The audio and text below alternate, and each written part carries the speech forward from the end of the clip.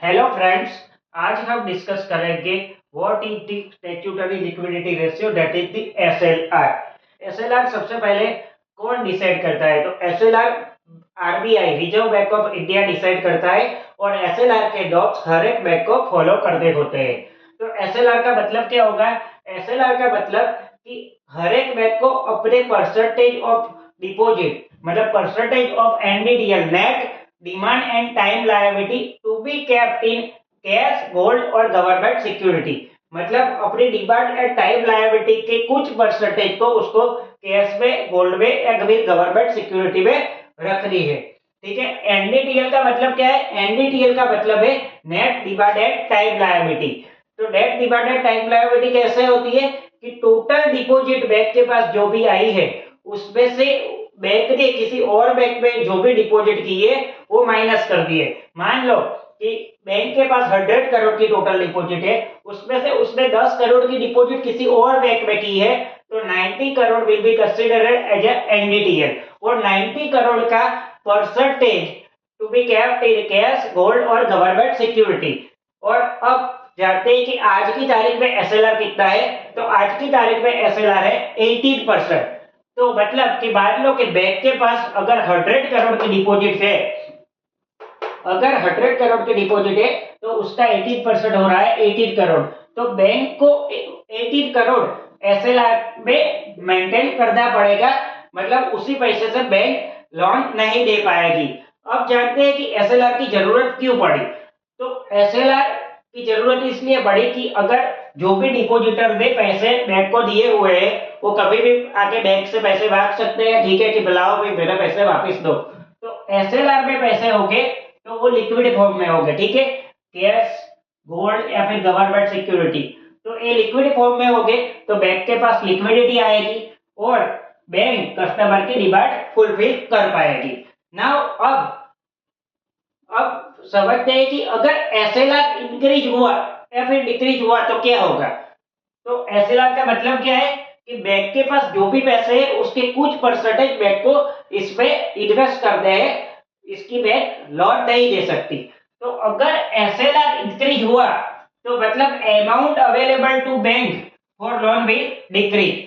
मान लो कि बैंक के पास 100 सीआर की डिपॉजिट थी, एसएलआर 18% था। ठीक है, तो अभी तो बैंक 82 करोड़ की लोन दे सकती थी। अगर रिजर्व बैंक ने उसको 25% कर दिया, ठीक है, तो 82 की जगह वो सिर्फ 75 की ही लोन दे पाएगी। मतलब अगर एसएलआर इंक्रीज होता है तो बैंक लोन कम दे पाएगी। अगर एसएलआर डिक्रीज होता है, मान लो कि 100 करोड़ की डिपॉजिट थी, एसएलआर 80 था तो 82 की लोन दे पा रही थी। अगर एसएलआर को डिक्रीज करके 10 कर दिया तो बैंक 90 करोड़ की लोन दे पाएगी। मतलब अगर एसएलआर डिक्रीज होता है तो बैंक के लिए लोन लेने के लिए पैसे ज्यादा आ जाएंगे, बैंक के पास लिक्विडिटी ज्यादा आ जाएगी। ठीक है। नेक्स्ट थिंग इज, अगर बैंक बैंक को किन किन चीज में इन्वेस्ट करना है, या तो अपने पास कैश रख सकती है, गोल्ड रख सकती है या फिर गवर्नमेंट सिक्योरिटी रख सकती है टू मेंटेन दी एसएलआर। अगर बैंक कैश रखती है तो वो तो उसके लिए आइडियल मनी हो गया, मतलब उस पर तो बैंक को कोई इंटरेस्ट मिलने वाला नहीं है और बैंक को तो अपनी 100% डिपॉजिट पे इंटरेस्ट दे रहा है। अगर सेविंग है तो 2.75 से लेके 4 तक, एफडी है तो 6 से लेके 8.5 तक इंटरेस्ट दे रहा है। बैंक ऐसा तो बोल नहीं सकते कि भाई एसएलआर के परसेंटेज पे हम आपको इंटरेस्ट नहीं देंगे। बैंक को तो अपने 100% डिपॉजिट पे इंटरेस्ट देना ही है। तो बैंक जितने भी पैसे कैश रखती है वो उसके लिए आइडियल मनी हो जाता है, उसपे वो कोई इनकम जनरेट नहीं कर पाती।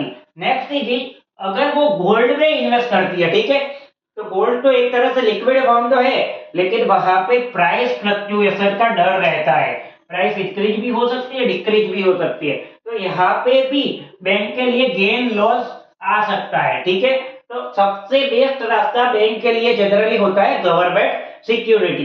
तो गवर्नमेंट सिक्योरिटी क्या है? गवर्नमेंट सिक्योरिटी एक तरह से ऐसा है कि गवर्नमेंट एक पेपर इश्यू करती है, गवर्नमेंट को भी पैसे की रिक्वायरमेंट होती है। ठीक है, तो गवर्नमेंट एक पेपर इश्यू करती है, उसे बोलते हैं गवर्नमेंट सिक्योरिटी। बैंक वो गवर्नमेंट सिक्योरिटी परचेज कर लेती है, उसके सामने गवर्नमेंट को पैसे दे देती है। ठीक है, तो गवर्नमेंट सिक्योरिटी जो बैंक रही उसके सामने बैंक को इंटरेस्ट मिलेगा, हालांकि वो इंटरेस्ट रेट लो होता है, ठीक है, लेकिन वो सिक्योर्ड भी होता है और लिक्विड फॉर्म में भी होता है, मतलब शॉर्ट टर्म के लिए भी होता है, ठीक है। तो गवर्नमेंट सिक्योरिटी में रखने से उनके जो आइडियल मनी एसएलआर के फॉर्म में थे उसमें वो इंटरेस्ट भी कमा सकती है, तो उसका लॉस कम होगा या फिर नहीं होगा, और गवर्नमेंट को भी सस्ते इंटरेस्ट पे पैसे मिल जाएंगे, ठीक है। तो गवर्नमेंट सिक्योरिटी में पैसे आने से गवर्नमेंट को भी बेनिफिट होता है, कैसे? तो बैंक को गवर्नमेंट को पैसे मिल गए at the rate of lower rate, ठीक है, लोअर रेट पे पैसे मिल गए, गवर्नमेंट को लोअर रेट पे ज्यादा मनी मिले, तो ज्यादा मनी मिलेंगे तो ज्यादा स्पेंडिंग होगी for the purpose of development, तो डेवलपमेंट ज्यादा होगा तो जीडीपी भी बढ़ेगा। जीडीपी बाय एक्सपेंडिचर मेथड में क्या आता है? Consumption plus investment plus government spending plus debt of export. अगर गवर्नमेंट के पास ज्यादा मनी आया तो गवर्नमेंट स्पेंडिंग ज्यादा करेगी, स्पेंडिंग ज्यादा करेगी तो ऑटोमेटिकली जीडीपी इंक्रीज होगी।